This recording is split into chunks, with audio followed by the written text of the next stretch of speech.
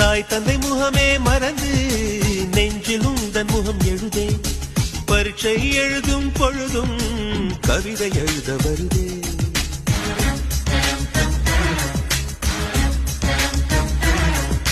குளிக்கும் வரையில் ஒரு கூத்து நினைக்கும் போது வெட்கம் வருது ஆடை இல்லாமல் வந்தேன் சோப்பு நுரையை அணிந்தேன் ஒரு கொசு கடித்தாலும் உயிர் துடிக்கும் அது இதுவரை எனக்குள்ள வழக்கம்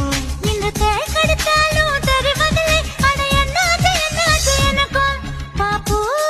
பாப்பு பாப்பு பாப்பு